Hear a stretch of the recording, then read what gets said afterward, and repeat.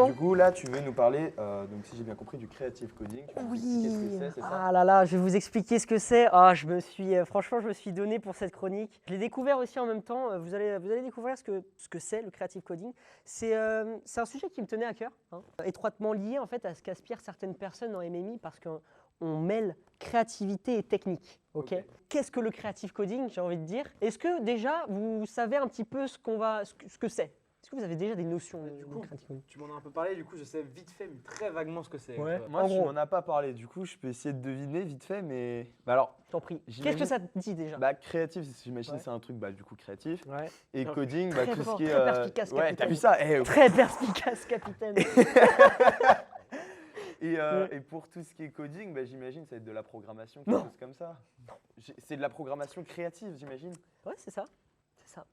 Waouh. 20 points. 20 Merci. points pour Gryffondor, bien Mais joué. incroyable. Alors, bon, petite phrase en anglais d'un ami que nous connaissons tous, ce n'est pas ChatGPT. Hein. Creative coding is a type of computer programming in which the goal is to create something expressive instead of something functional.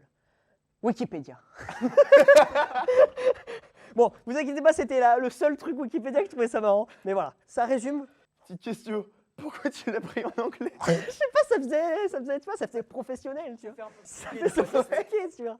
Bon, pour donner un peu de poids à mes propos, devenir creative coder, c'est un peu comme trouver le Graal dans le monde du dev front-end. En gros, ce sont donc des développeurs qui ont réussi à unir donc développement, donc la partie technique, et donc graphisme, la partie artistique. En gros, donc c'est deux mecs, deux tafs au lieu d'un, tu vois. Les mecs, ils font deux tafs au lieu d'un. Ouais. Juste pour ça, déjà, la notion du développeur front-end, est-ce que vous savez un petit peu ce que c'est? Parce que pour ceux qui nous suivent, peut-être, ils ne savent pas trop.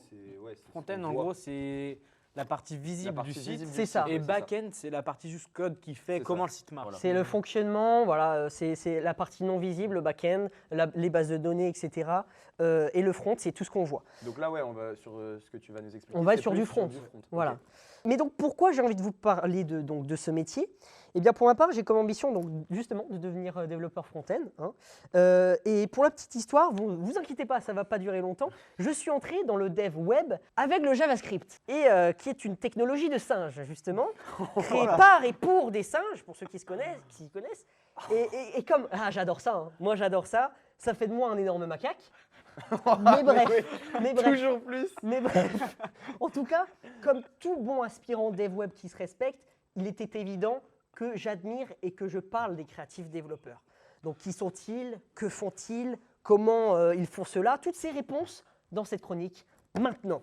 Donc, on a affaire à une immense communauté qui est en croissance permanente et significative depuis maintenant une dizaine d'années. Attention, ici, donc, je parle du code créatif de maintenant, avec donc du JavaScript, du CSS, l'apparition de technologies telles que WebGL en 2011 ou OpenGL en 2010. Ça, c'est des technologies qui, en fait, il était impossible d'afficher de la 3D directement dans le navigateur avant cela. Ça a permis aujourd'hui de connaître et de mettre en place tous les effets magnifiques qu'on peut trouver sur Internet à l'heure d'aujourd'hui. Genre des transitions, des trucs comme ça. Quand on recherche sur YouTube, vous mettez Creative Coding, par exemple, on peut voir des fractales, des animations extrêmement stylées, ou encore une fois, si... Des animations de fusée, par exemple. Les animations de fusée, on les connaît bien, on les a fait un petit peu, mais aussi tous les effets intégrés dans des portfolios de développeurs front-end, notamment. Tout ça, c'est des choses dingues et qui, c'est relativement récent. C'est ce que l'on connaît aujourd'hui. Mais si l'on veut, donc on peut remonter beaucoup plus loin. Finalement, donc, la philosophie des creative coders, parce que c'est un concept, hein, le creative coding, c'était des gens qui se faisaient chier. Mais ils se faisaient chier comme des rats morts. Et c'est ma petite théorie, hein, parce que je précise, en fait, aucune technologie n'a été conçue pour cet usage. Cela veut dire qu'il y a eu des mecs qui se sont dit « Putain, Jackie, c'est quand même vachement stylé ton algorithme, le Kuwahara. Hein, c'est stylé, c'est pourquoi d'ailleurs ? Pour améliorer la qualité de l'imagerie médicale du muscle cardiaque. » Ouais, c'est pas mal, ouais. C'est super intéressant. Alors moi aussi, je bosse sur ce truc, mais moi je me faisais chier. Et écoute, j'ai créé un petit truc, un petit algo. C'est le même, hein. Tu le prends, mais tu le fous sur une photo. Tu sais ce que ça va faire? Ça va te donner une effet peinture. Voilà. Oh, Voilà. Ça, Jackie, c'est il stylé. bosse, hein. Jackie Voilà. a du talent. Cette situation ne s'est jamais déroulée, j'espère. C'est un peu C'est déjà imagé. suffisant. C'est dans mon esprit, c'est un peu imagé, mais c'est un peu ça. Finalement, c'était des devs, voilà, ils voulaient faire des trucs stylés, ils voulaient se faire un kiff, et qui se sont dit, viens, on proc des trucs rigolos. Bah, c'est les développeurs, quoi, tout simplement.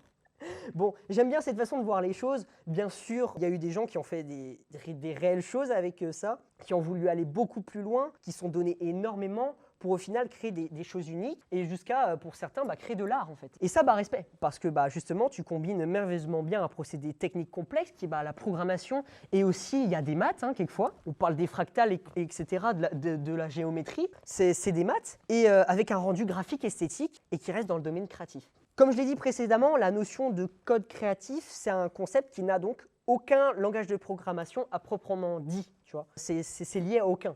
Mais on a tout de même eu des systèmes conçus pour cet usage. On en a eu plein et de très vieux.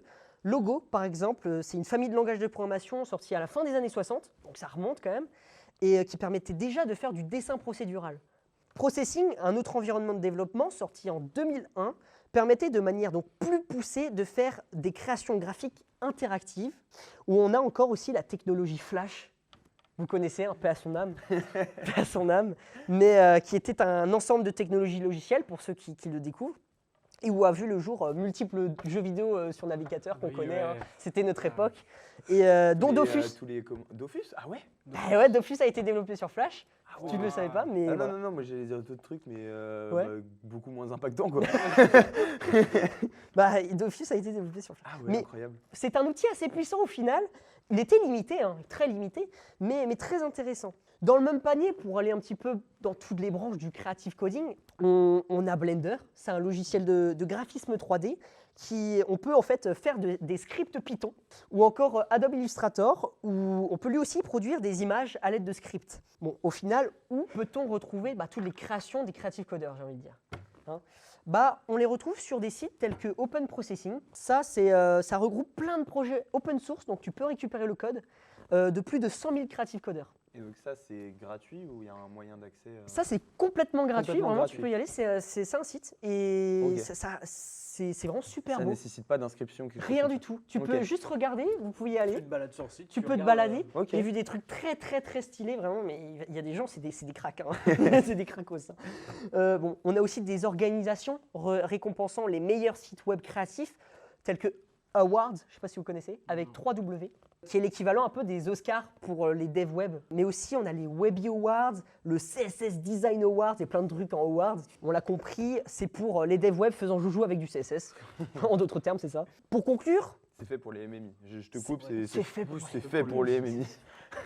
Mais il faut voir le creative coding, donc c'est un concept, c'est une communauté, en transformant donc le code en une expression artistique tout autre de ce qu'on a l'habitude de voir. Si ce sujet vous intéresse, vous pouvez aller voir ce genre de site. Mais vous avez aussi du super contenu un peu partout sur Internet. Sur YouTube, il y a Frank's Laboratory. Je fais de la pub gratuite, mais c'est super en fait. Il utilise seulement du CSS et du JS Vanilla. Aucune extension, voilà. Il vous explique des trucs stylés de fou. On a plein de shorts et TikTok aussi sur l'art génératif. Vous pouvez taper art génératif, c'est la même chose. N'hésitez pas à jeter un coup d'œil, c'est hyper sympa à regarder. Et pour ceux qui s'intéressent encore plus, qui veulent pourquoi pas faire, je vous invite à aller sur p5.js. Et P5.js, tu n'as rien besoin d'installer, rien besoin de télécharger, c'est sur navigateur. Tu as un éditeur de code directement et en fait, tu as une librairie avec plein de trucs pour faire de l'art génératif. Et avec des tutos sur Internet et tout. Et c'est comme ça, moi je trouve que c'est super sympa parce que ça permet de découvrir de manière différente et ludique la programmation. Et voilà, pour ceux que ça intéresse, je le mets là. Je trouve ça intéressant. C'est un sujet vraiment plaisant à découvrir, en tout cas, et à vous le faire découvrir. Merci beaucoup. Et c'est pas méga populaire en fait. C'est pourtant vraiment un sujet passionnant. Après, j'imagine qu'avec le temps, en fait, on va peut-être en entendre un peu plus parler. Déjà, on entend un peu plus parler qu'avant. Mais en tout cas, voilà, ce sera tout pour moi. Mais est-ce que ça vous a plu? C'était très intéressant. De découvrir le creative coding avec très intéressant. Ça donne lieu à de super choses en fait. Déjà, rien que par exemple pour Dofus, j'étais même pas au courant que... Ouais, alors ça c'était la technologie Flash. Mais c'est d'avant quand même. Non mais de comprendre d'où ça vient. C'est quand même intéressant de comprendre. Tu as des questions? Merci beaucoup. J'ai aucune question. Non, c'était très clair. Test. Très clair. Un petit piège. C'est qui a créé ça? La personne en quelle année?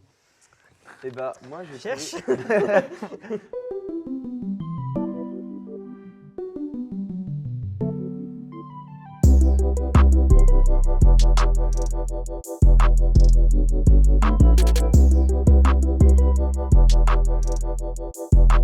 ciao.